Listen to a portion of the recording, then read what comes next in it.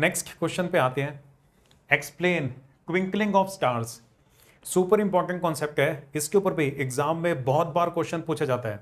अब हमने ये समझना है कि स्टार्स के अंदर ट्विंकलिंग इफेक्ट क्यों होता है। हमें जो स्टार्स हैं कभी वो ज्यादा ब्राइट नजर आते हैं, कभी वो कम ब्राइट नजर आते हैं, इसे को बोलते हैं ट्विंकलिंग इफेक्ट ऑफ स्टार्स। चलो पहले डायग्राम के थ्रू ना पूरा कॉन्सेप्ट समझते हैं। तो ये हमने अर्थ को रिप्रेजेंट किया है, अर्थ के ऊपर ऑब्जर्वर है। वैसे तो एटमॉस्फेयर की कोई क्लियर बाउंड्री नहीं है, लेकिन फिर भी कॉन्सेप्ट को समझने के लिए ये हमने एटमॉस्फेयर की ना आउटर बाउंड्री रिप्रेजेंट कर दिया है।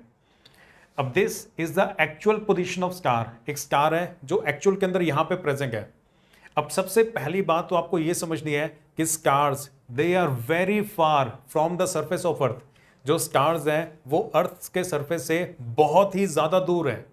जो सन है ना वो अर्थ से 15 करोड़ किलोमीटर दूर है, और सन तो वो है स्टार है जो सबसे ज्यादा पास है अर्थ के। तो बाकी के जो स्टार्स हैं वो तो और भी बहुत बहुत ज्यादा डिस्टेंस दूर है। तो क्योंकि स्टार्स अर्थ से बहुत ही ज्यादा दूर है, that is why they can be considered to be a point object. तो उनको हम पॉइंट ऑब्जेक्ट मान सकते हैं। पॉइंट ऑब्जेक्ट अगर मान लिया ना किसी चीज को आपने, तो इसका मतलब है कि एक सिंगल पॉइंट में से लाइट आ रही है।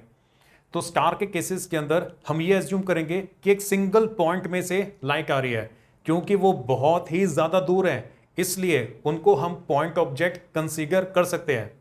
हर एक चीज को आप पॉइंट ऑब्जेक्ट कंसीडर नहीं कर सकते। जो चीजें बहुत ही ज्यादा दूर होती है ना, सिर्फ उन्हीं ही को पॉइंट ऑब्जेक्ट कंसीडर कर सकते हैं।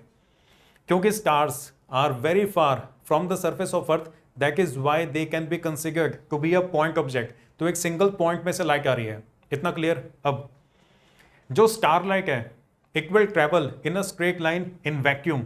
स्टार में से जो लाइट आ रही है वो एकदम स्ट्रेट लाइन में मूव करेगी वैक्यूम के अंदर। लेकिन जब वो अर्थ के एटमॉस्फेयर के अंदर एंटर करेगी तब उसके अंदर रिफ्रैक्शन होगा। अब हमें यह पता है कि जैसे जैसे हम अर्थ के सरफेस की तरफ मूव करते हैं, अर्थ के एटमॉस्फेयर की डेंसिटी लगातार इंक्रीज होती रहती है।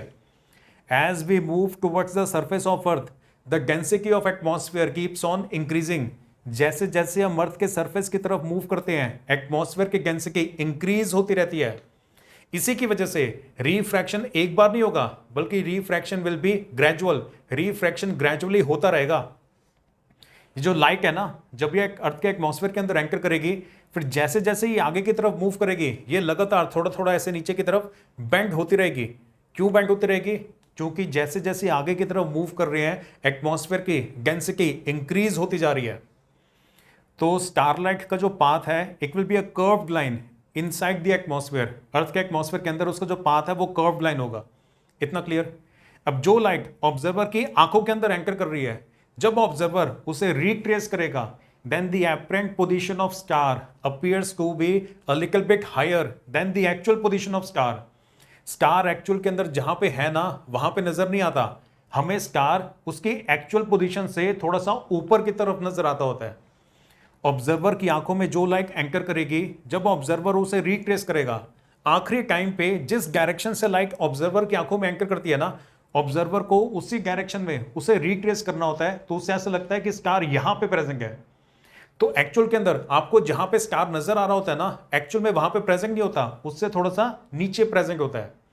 जहां पे स्टार एक्चुअल में प्रेजेंट है उसे बोलेंगे एक्चुअल पोजीशन ऑफ स्टार, और ऑब्जर्वर को जहां पे स्टार नजर आ रहा है उसे बोलेंगे एपरेंट पोजीशन ऑफ स्टार। इतना क्लियर हुआ। अब जो आखिरी पॉइंट है ये सुपर इंपॉर्टेंट है। Due to wind and changing climatic conditions, the density of atmosphere keeps on changing, due to which the intensity of light anchoring the observer's eye keeps on fluctuating. Wind और changing climatic conditions की वजह से ये वाला जो atmosphere है, atmosphere की density change होती रहती है, जिसकी वजह से जितनी लाइट ऑब्जर्वर की आंखों में एंटर कर रही है ना, वो फ्लक्चुएट होती रहती है। फॉर एग्जाम्पल, सपोज ये रास्ते के अंदर ना एक बादल आ गया, काफी घना बादल आ गया, मतलब डेंस बादल आ गया, तो उसकी वजह से एटमॉस्फेयर की डेंसिटी बढ़ गई है। तो उसकी वजह से कम लाइट ऑब्जर्वर की आंखों के अंदर एंकर करेगी, क्योंकि डेंसिटी अगर एटमॉस्फेयर की ज्यादा हो जाए ना, तो जो लाइट की इंटेंसिटी है, amount of light entering the observer's eye, उस पर फर्क पड़ जाता है। ये वाली बात आपको है समझ में? एक और एग्जाम्पल आप ऐसे समझो, सपोज सामने एक कार है, अब कार की आप हेडलाइट को ऑन करो तो आपको काफी ज्यादा इंटेंस लाइट नजर आएगी ना, लेकिन वही सेम कार है लेकिन अब ना धुंध है, मतलब फॉग है। फॉग के अंदर जब उसी कार की हेडलाइट को ऑन किया जाएगा तो आपको उतनी ज्यादा इंटेंस लाइट नजर नहीं आएगी। लाइट की जो इंटेंसिटी है उस पर फर्क पड़ जाएगा धुंध की वजह से। तो आपके और लाइट के बीच वाला जो हिस्सा था वहां पे अगर फॉग ज्यादा हो जाए तो जो लाइट आपको आंखों में एंकर करेगी वो रिड्यूस हो जाती है, मतलब लाइट की इंटेंसिटी पे फर्क पड़ जाता होता है। वही सेम कॉन्सेप्ट यहां पे हो रहा है। एटमॉस्फेयर की डेंसिटी सेम नहीं रहती, फ्लक्चुएट होती है विंड और चेंजिंग क्लाइमेटिक कंडीशंस की वजह से। तो ऑब्जर्वर की आंखों में जो total amount of light anchor कर रहा है ना वो हर समय सेम नहीं होता।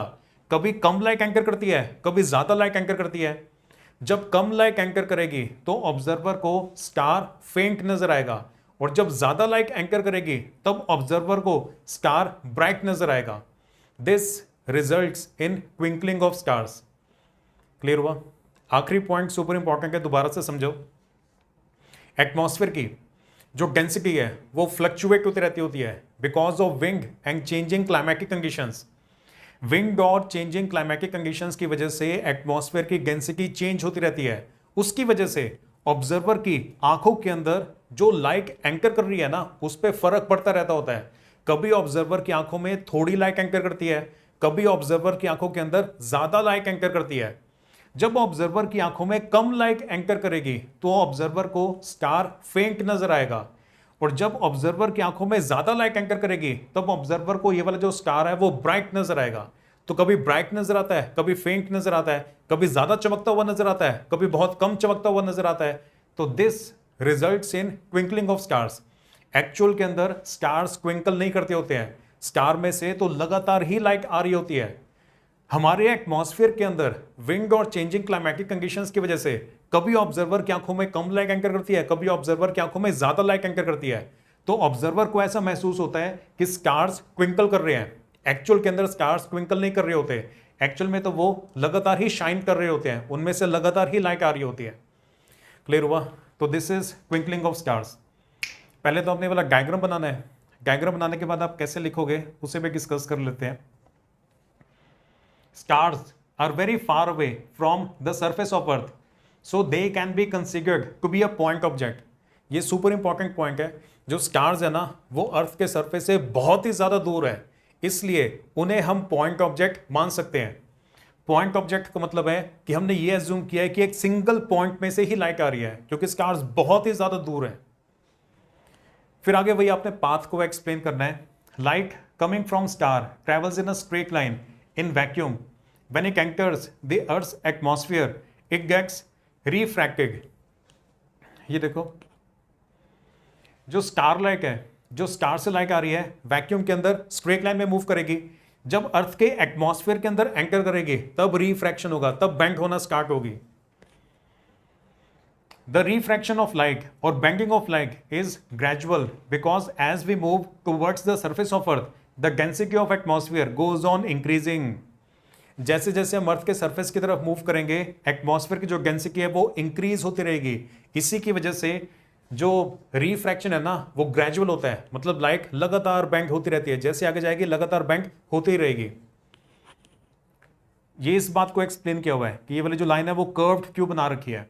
As we move towards the surface of earth, जैसे जैसे हम अर्थ के सरफेस की तरफ मूव करते हैं एटमॉस्फेयर की डेंसिटी इंक्रीज होती रहती है। उसकी वजह से लाइट की जो बेंडिंग है वो ग्रेजुअल होती है, लगातार लाइट थोड़ी थोड़ी बेंड होती रहती है, तभी इसका जो पाथ है वो ऐसे कर्व्ड लाइन होता है।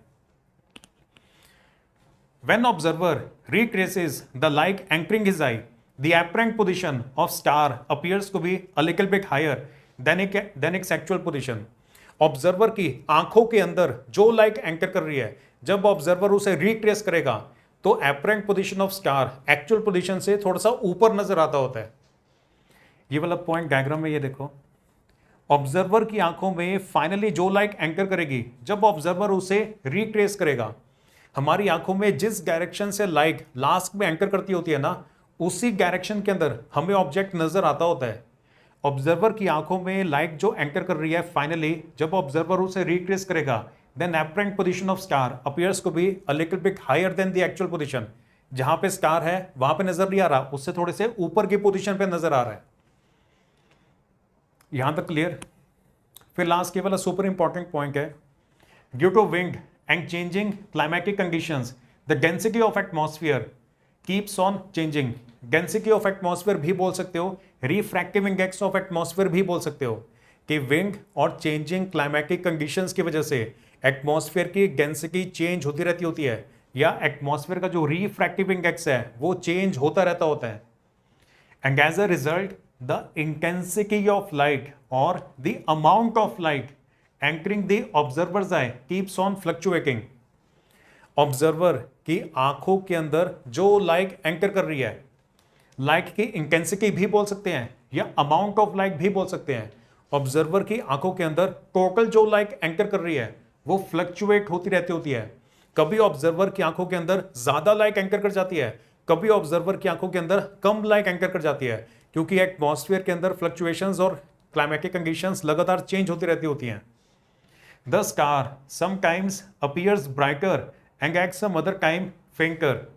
जो स्टार है कभी ज्यादा ब्राइट नजर आता होता है, कभी फेंकर मतलब कभी हल्का सा नजर आता होता है। Which is the twinkling effect, it results in twinkling of stars. कभी ब्राइट नजर आएगा, कभी फेंट नजर आएगा, तो ऑब्जर्वर को ऐसा लगता है कि स्टार्स ट्विंकल कर रहे हैं, लेकिन एक्चुअल के अंदर स्टार्स ट्विंकल नहीं करते, स्टार्स लगातार शाइन करते रहते हैं।